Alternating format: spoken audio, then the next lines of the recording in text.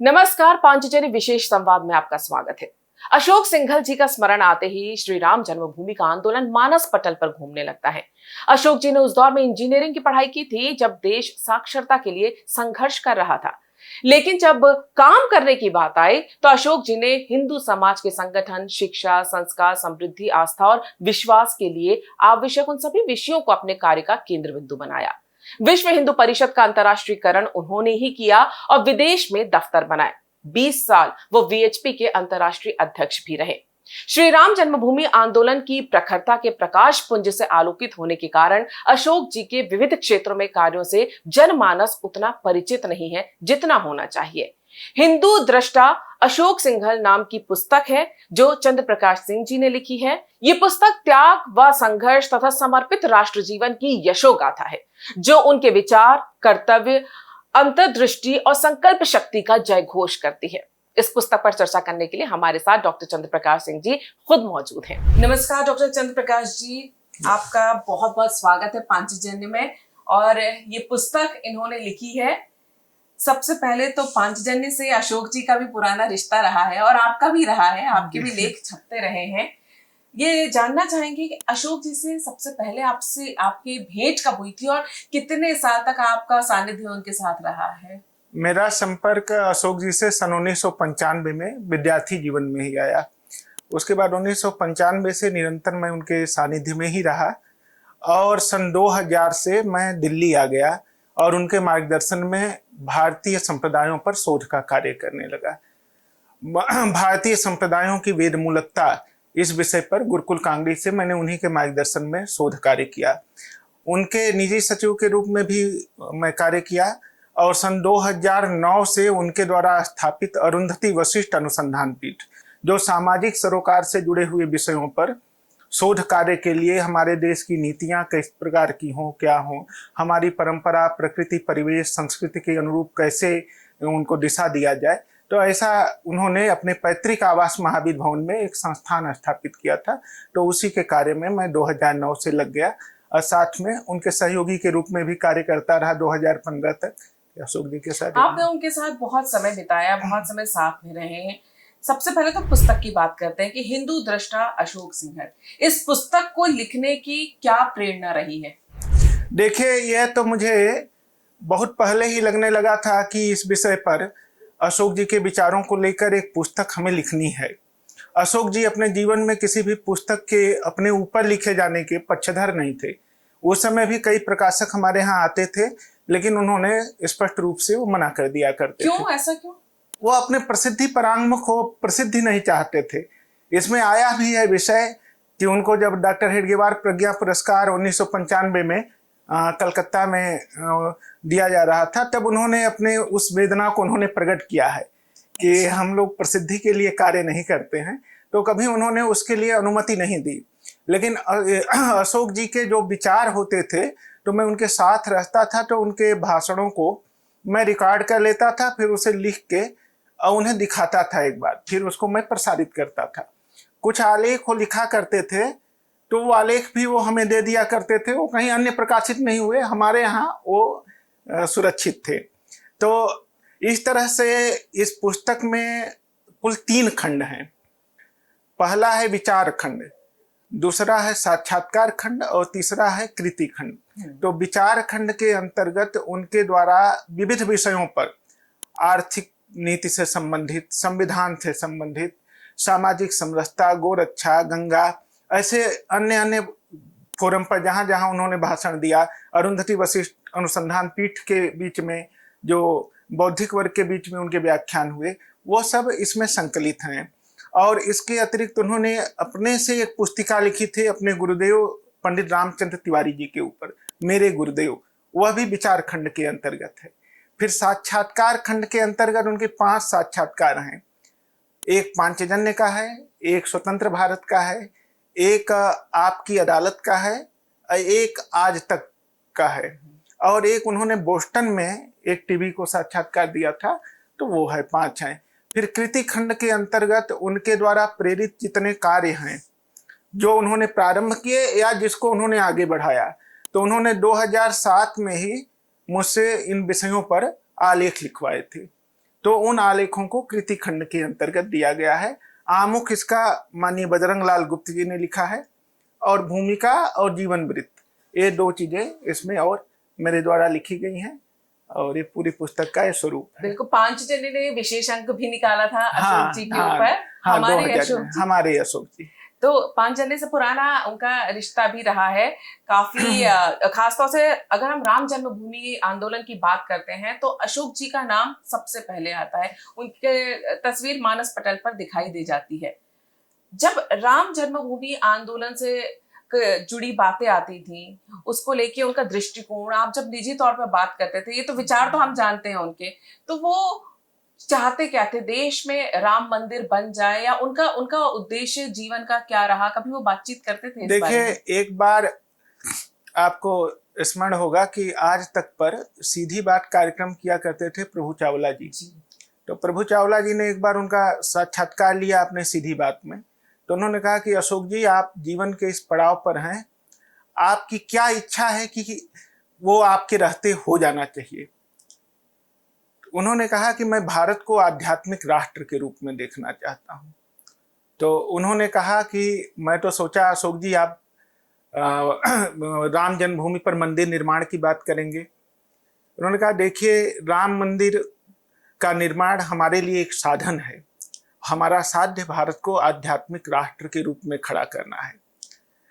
राम जन्मभूमि का मंदिर हमारे लिए प्रतीक है और भगवान श्री राम हमारे लिए प्रतिमान है। इस प्रतीक और प्रतिमान के आधार पर भारत को आध्यात्मिक राष्ट्र के रूप में खड़ा करना, यह हमारा उद्देश्य है। तो उनका यह था कि राम जन्मभूमि आंदोलन को जिस रूप में उन्होंने आगे बढ़ाया, 1984 के 7 अक्टूबर को आंदोलन प्रारंभ हुआ।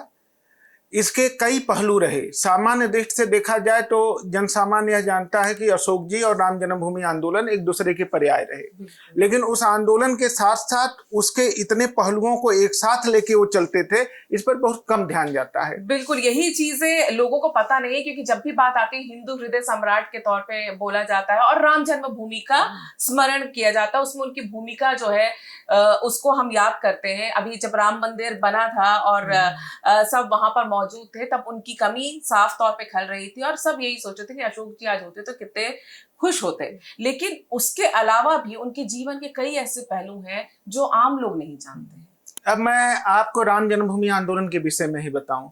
स्पष्ट रूप से लोगों को सामान्यतः यह लगता है कि राम जन्मभूमि आंदोलन आक्रांता द्वारा तोड़े गए भगवान राम के जन्म स्थान के मंदिर को पुनर्निर्माण के लिए था।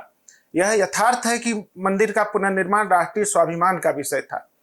उस राष्ट्रीय स्वाभिमान के जागरण के लिए किन किन पहलुओं पर कार्य होना चाहिए, इसको इतने गहराई से विचार करके अशोक जी और साधु संतों, संपूर्ण मार्गदर्शक मंडल ने, अशोक जी उसमें धुरी थे, उसके सूत्रधार थे। राष्ट्रीय एकात्मता यात्राओं के माध्यम से राष्ट्रीय एकात्मता का जागरण, राम जानकी रथ यात्रा के माध्यम से राम के चरित्र को जन जन तक पहुंचाना, उसके अलावा पादुका पूजन, हमारे जीवन मूल्यों को समाज तक पहुंचाने के लिए। फिर जब शिलान्यास का समय आया तो शिलान्यास किससे कराया उन्होंने? इतने बड़े बड़े जगत गुरु थे, धर्माचार्य थे, लेकिन शिलान्यास के लिए कामेश्वर चौपाल जी को चुना गया। यह भी एक संदेश था।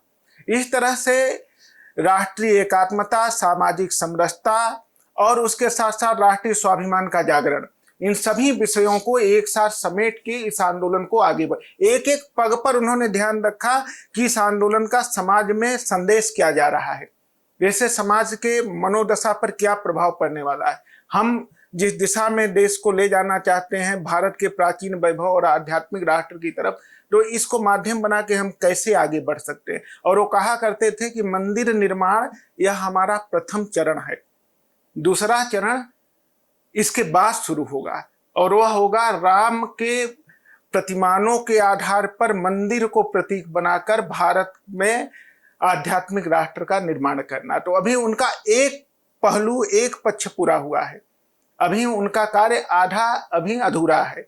वह जब भारत आध्यात्मिक राष्ट्र के रूप में खड़ा हो जाएगा तब वह पूरा होगा। राम मंदिर के लिए तो उनका योगदान हम अच्छी तरह जानते हैं, लेकिन उनके और भी कई कार्य क्षेत्र थे जिनके बारे में लोग नहीं जानते हैं। ये तो सबको पता है, विश्व हिंदू परिषद से वो जुड़े थे, देश के लिए, राष्ट्र के लिए, हिंदू धर्म के लिए वो कार्य कर रहे थे। लेकिन शिक्षा हो, गौ रक्षा हो, गंगा के लिए उन्होंने काम किया, अस्पृश्यता के लिए, वो जो अलग अलग पहलू थे उसके लिए वो क्या किस तरह से कार्य करते थे, उनका उनकी उनकी सोच क्या थी, उनके विचार उस समय क्या थे?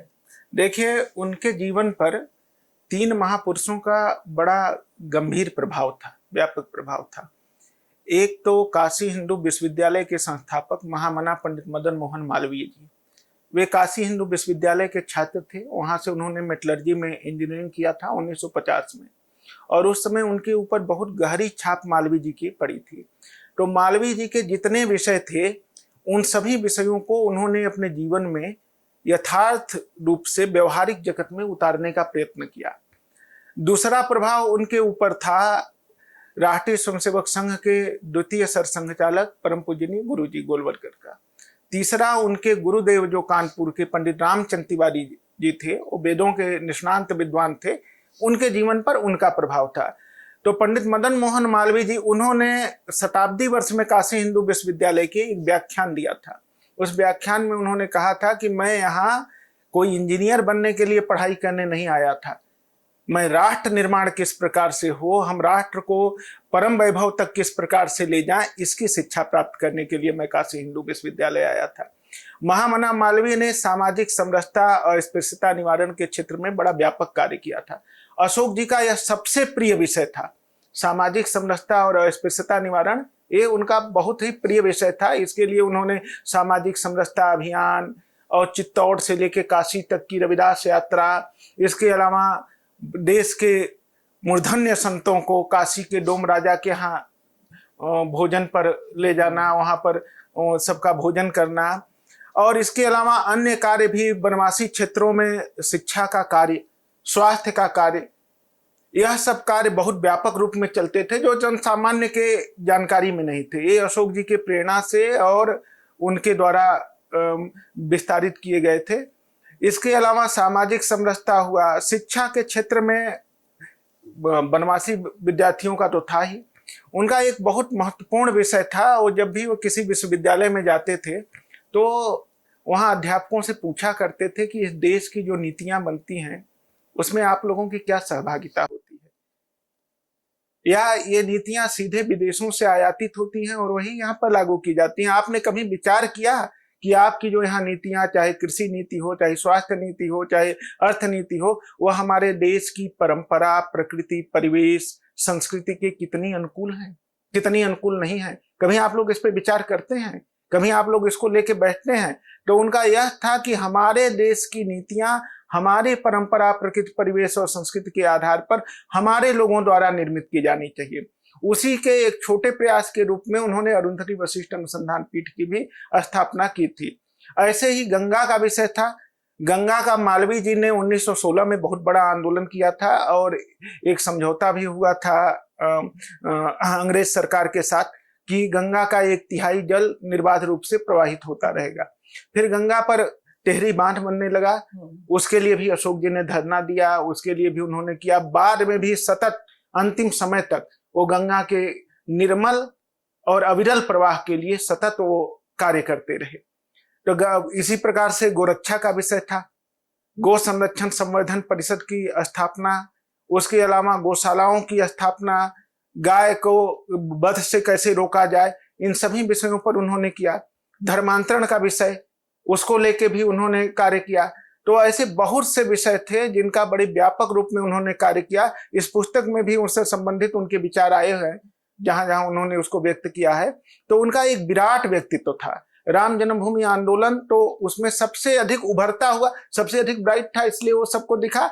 लेकिन उसके अलावा भी उनके ऐसे कार्य हैं जो समाज को सदैव प्रेरणा देते रहेंगे। उस पर अभी बहुत आगे और भी कार्य करने की आवश्यकता है। अच्छा, अशोक सिंघल अपनी नजर में, साक्षात्कार खंड में आपका एक ये आर्टिकल अपनी नजर में, इसलिए मैं ये महत्वपूर्ण हो जाता है कि अशोक जी को जब हम देखते थे तो एक बहुत ही साधारण व्यक्तित्व दिखते थे, साधारण जीवन शैली वाले, जबकि सत्य ये कि एक समृद्ध परिवार से वो आते थे।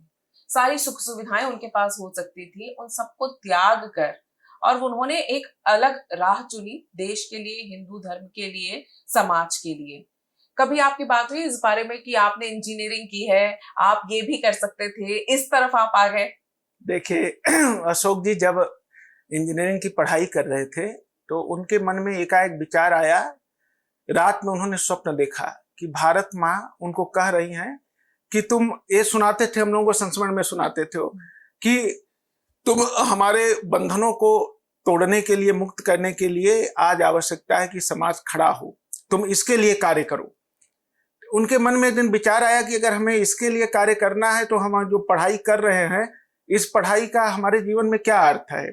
तो उन्होंने फाइनल ईयर की परीक्षा छोड़ के वो चले आए लखनऊ में। उनके पिताजी उस समय नियुक्त थे। तो वहां पर एक वशिष्ठ गुफा के संत थे, ऋषिकेश और देवप्रयाग के बीच में स्थान पड़ता है, स्वामी पुरुषोत्तमानंद जी, उस समय के बड़े ही मूर्धन्य संतों में वो थे। तो आए हुए थे। तो उन्होंने देखते ही उनसे पूछा, क्यों तुम परीक्षा छोड़ के आ गए? तो इन्होंने कहा कि हम तो किसी को बताए नहीं, इन्हें कैसे पता चल गया?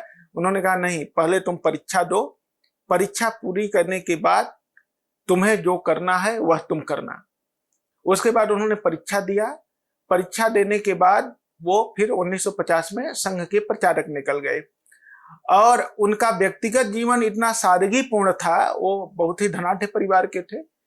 हमेशा आजीवन उन्होंने टेरिकाट का कुर्ता और फ्लोटर चप्पल यही वो पहनते थे। एक, बल्कि मैं संस्मरण आपको सुना दूं, एक बार उनका चप्पल टूट गया तो उन्होंने हमसे कहा कि भैया मेरे लिए एक चप्पल ला दीजिए।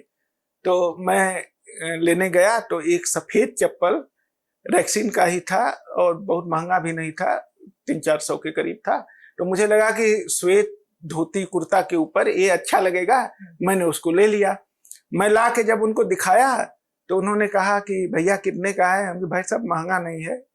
तो उन्होंने एक बार मेरी तरफ देखा, फिर मुस्कुराया कि नहीं भैया इसको रख दीजिए, मैं आया करूंगा तो इसको पहन लिया करूंगा, लेकिन मेरे लिए वही ला दीजिए। 150 का फ्लोटर। मैं फिर 150 का फ्लोटर उनके लिए लेके आया, वो वही पहनते थे। एक बार हम लोग गाड़ी में यात्रा कर रहे थे, बुलेट प्रूफ गाड़ी का एसी खराब था तो खूब पसीना हो रहा था। तो टेरिकाट के कुर्ते में तो और अधिक गर्मी लगती है। तो मैंने उनसे पूछा कि भाई साहब कभी आपने कॉटन खादी नहीं पहना?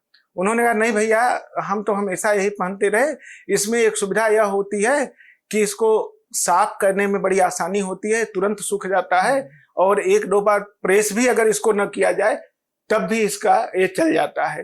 तो हमारे लिए यही सुविधाजनक था। तो मैं तो टेरिकाट का ही कुर्ता शुरू से पहनता हूँ। उनका जीवन अत्यंत सादगीपूर्ण था। मतलब एक सामान्य व्यक्ति का जैसा जीवन होता है वैसे तो संघ में सभी का जीवन, लेकिन उनका अत्यंत सादगी। और उनके व्यक्तित्व का जो मुख्य पक्ष था, अशोक जी सब मिला के, अशोक जी एक आंदोलनकारी व्यक्तित्व थे, अशोक जी एक संगठनकर्ता थे, लेकिन इन सबसे ऊपर अशोक जी एक आध्यात्मिक व्यक्ति थे। अशोक जी की मूल चेतना, मूल व्यक्तित्व का जो आधार था वह आध्यात्मिकता थी। तो यानी इस पुस्तक को, हिंदू दृष्टा अशोक सिंघल, इसको आप पढ़ेंगे तो अशोक जी के वो समस्त पहलू जिनके बारे में आप अनजान थे, जानते थोड़ा बहुत है लेकिन पूरी तरह से जानना है, तो इस पुस्तक को अगर आप पढ़ेंगे तो आपको पूरी जानकारी मिलेगी कि व्यक्तित्व क्या था, कितना विराट व्यक्तित्व था। सिर्फ हिंदू दृष्टा नहीं थे वो दूरदृष्टि भी रखते थे भारत के लिए, भारतवासियों के लिए, हिंदू समाज के लिए, बल्कि विश्व के लिए उनकी दृष्टि कैसी थी, इस पुस्तक को पढ़कर आपको पता चलेगा। प्रभात प्रकाशन की पुस्तक है, ऑनलाइन उपलब्ध है, अमेजॉन से भी आप ले सकते हैं, फ्लिपकार्ट पर भी उपलब्ध है। और डॉक्टर चंद्र प्रकाश सिंह जी, आपने पुस्तक लिखी, लोगों तक अशोक जी के व्यक्तित्व को पहुंचाने का आपका ये प्रयास पूर्णतः सफल रहेगा, क्योंकि ये ऐसे व्यक्तित्व जब हमारी आने वाली पीढ़ियों तक इनके बारे में पहुंचेंगी बातें, उनके बारे में जानेंगे, तो पता चलेगा कि इस देश में कैसे कैसे हमारे नायक रहे हैं, जिन्हें हमें आजीवन याद रखना चाहिए, उनसे प्रेरणा लेनी चाहिए। आपको इस पुस्तक के लिए बहुत बहुत बधाई, और आप पांचजन्य से जुड़े इसके लिए बहुत बहुत धन्यवाद।